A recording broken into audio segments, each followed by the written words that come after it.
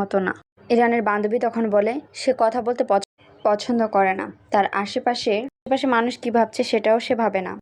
জেনশাও বলে খুবই আজব, তার নাম কি? তখন বান্ধবী বলে ওর নাম হচ্ছে শাওনাই। জেনশাও বলে শাওনাই, এই নামটা কেন মনে হচ্ছে আমি কোথায় যেন শুনেছি।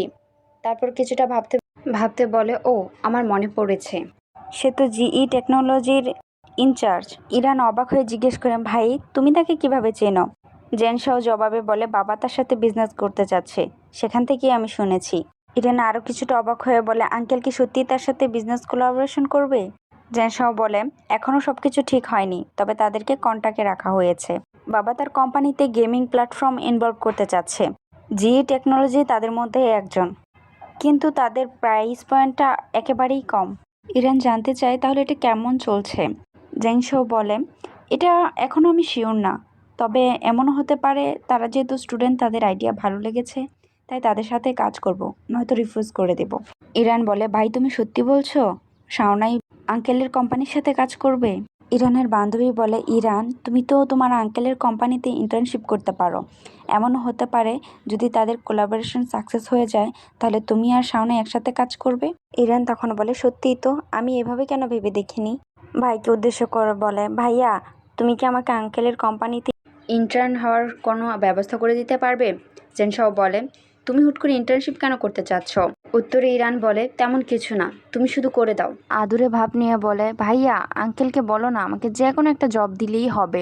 ইরানের বান্ধবী বলে যে কোনো পদে না, গেম ডেভেলপমেন্ট ডিপার্টমেন্টের অ্যাসিস্ট্যান্ট হওয়ার কথা বলো। জেনশাও বলে ঠিক আছে গেম ডিপার্টমেন্টের অ্যাসিস্ট্যান্ট করে দেব, কিন্তু এটা কি শুধু শাওনাইয়ের জন্যই হচ্ছে? আমি অনেক আগ্রহী শাওনাইকে দেখার জন্য, যে কে সে আমার বোনের মন চুরি করে নিয়েছে। এরপর তারা সেখানে ডিনার শেষ করে।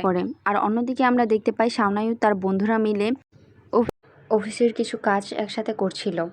বিজনেসের কথা শেষ হতেই উকাও বলে আচ্ছা অনেক হয়েছে তো বিজনেসের কথা, এখন আমরা একটু গসিপ করি। আজকে সকালে ম্যাঙ্গিরানের কম্পিউটার ঠিক করতে গিয়েছিলাম, সে দেখে শাওনাই আসেনি, তাই সে আমাকে টোটালি ইগনোর করলো। আমি সত্যি অনেক আপসেট হয়েছি। হাওমি তখন বলে মাই ডিয়ার ব্রাদার, তুমি জানতে এটা হবে তাহলে তুমি কেন গিয়েছিলে? তুমি জানোই ম্যাঙ্গিরাং তোমার জন্য কোনো ফিলিংস রাখে না। উকাও তখন বলে ভাই হাওমি তুমিই আমাকে বোঝো।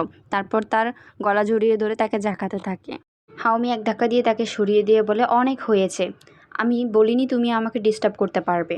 শাওনাই দাঁড়িয়ে বলে আচ্ছা আমাদের কাজ এখন শেষ, আমি তাহলে আসি। এটা বলাতেই হাওমি জিজ্ঞেস করে তুমি কি ডরমিটরিতে থাকবে না? শাওনাই দীর্ঘ নিঃশ্বাস ছেড়ে উত্তর দেয় যেদিন তোমরা তোমাদের দুর্গন্ধযুক্ত মোজা ধুবে সেদিন আসবো। এটা শুনে সবাই তাকে বাই জানায়। অন্যদিকে লুভাবিও বান্ধবীটা ডরমিটরিতে পড়াশোনা করছিল। ঠিক তখনই আরশি তাদেরকে জিজ্ঞেস করে আচ্ছা শোনো আমি খাবার অর্ডার করছি, কে আমার সাথে খাবার অর্ডার করবে? সিসি তখন বলে আমার জন্য 1 প্যাকেট নুডলস অর্ডার দিও। আরশি বলে ঠিক আছে কোনো সমস্যা নেই, আমি অর্ডার করে দিচ্ছি। ঠিক এমন তার সময় তার ফোনে একটা নোটিফিকেশন আছে, সেটা শুনে সে চিৎকার করে বলে ওঠে আমাদের ইন্টারভিউর জন্য ডেকেছে। সিসি আগ্রহ নিয়ে জানতে চায় কিসের ইন্টারভিউ?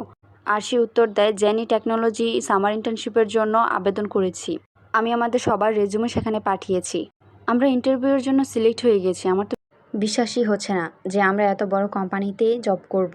লুবাবে ইন্টারভিউর নোটিশ পড়তে পড়তে বলে ইন্টারভিউ পরশু, অর্থাৎ বৃহস্পতিবার। শাওলি তখন বলে ওই দিন তো আমাদের কোনো ক্লাসও নেই, আর ইন্টারভিউ জিই টেকনোলজির কনফারেন্স রুমে হবে। সে কিছুটা খুশি হয়ে বলে আমাদের কি অফিস কর্মীদের মতন ড্রেস আপ করা উচিত নয়? এটা শুনে আরশি বলে ওঠে তোমরা কি মজা করছো? আমরা একজন স্টুডেন্ট আর আমাদেরকে একজন আদর্শবান স্টুডেন্টের মতন ড্রেস আপ করা উচিত। এটা শুনে সবার কিছুটা মন খারাপ হয়ে যায়।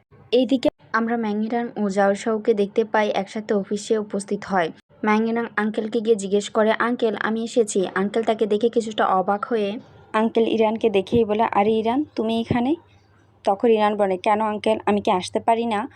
আঙ্কেল বলে আরে না তুমি সবসময় এখানে আসতে পারো। আচ্ছা আজকে তোমার কোনো ক্লাস নেই? জেনসব বাবাকে উদ্দেশ্য করে বলে বাবা আমাদের ইরান এখন অনেক বড় হয়ে গেছে আর সে খুব ভালো করে পড়াশোনা করছে, সে আমাকে জিজ্ঞেস করছিল একটা ইন্টার্নশিপ খুঁজে দেওয়ার জন্য। তখন আমার মনে পড়লো আমরাই আমাদের কোম্পানির নতুন ইন্টার্ন হায়ার করতেছে, তো কেননা তাকে সেখানে রেখে দিই। তখন ইরান বলে আঙ্কেল আমাকে এখানে ইন্টার্ন করতে দিন, আমি প্রতিদিন এসে আপনার শোল্ডার মাসাজ করে দেব। আঙ্কেল বলে ঠিক আছে তুমি এখানে ইন্টার্ন করতে পারো, তবে তোমার পড়াশোনায় কোনো ক্ষতি যাতে না হয়, তাহলে তোমার বাবা মা আমাকে ছাড়বে না। ইরান বলে আমি প্রমিস করছি আমার পড়াশোনার আর ইন্টার্নশিপের মাঝে একটা অপরটার কোনো ইফেক্ট পড়বে না। ঠিক আছে, তাহলে তোমাকে আমি আমার পার্সোনাল অ্যাসিস্ট্যান্ট হিসাবে রেখে দিয়েছি। আচ্ছা, আমার কিছু কাজ আছে, এরপরেই আমি তোমাকে পুরো অফিস ঘুরে দেখাবো। ইরান বলে, ঠিক আছে আঙ্কেল, আপনি যা বলবেন আমি তাই করব।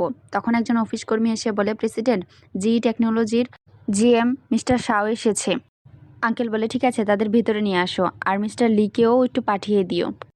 অফিস কর্মী সেখান থেকে চলে গেলে আঙ্কেল শাওকে বলে, আচ্ছা তুমি তাকে পুরো অফিসটা একবার দেখাও। ইরান তখন বলে ওঠে, আঙ্কেল আমি আজ থেকেই কাজ শুরু করি, আমি এখানেই থাকবো। আঙ্কেল বলে, এখন না, এখন আমার একটা ইম্পর্টেন্ট মিটিং আছে। ইরান বলে, আমি কোনো ডিস্টার্ব করব না, আমি একপাশে দাঁড়িয়ে থাকবো আর তাদেরকে কফি সার্ভ করব। আঙ্কেল বলে, ঠিক আছে। জানশাও তখন বলে, আমিও এখানে উপস্থিত থাকবো, আমি দেখতে চাই। পুরো বাক্য শেষ করার আগেই ইরান তাকে ধাক্কা দিয়ে বাইরে নিয়ে চলে আসে।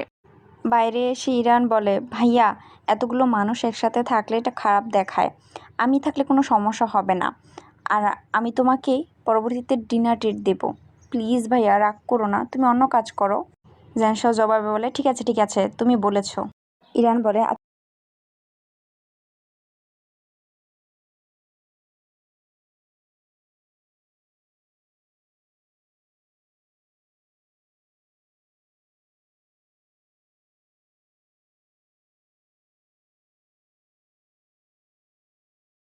এদিকে শাওনাই মিটিং করার জন্য অফিসে উপস্থিত হয়।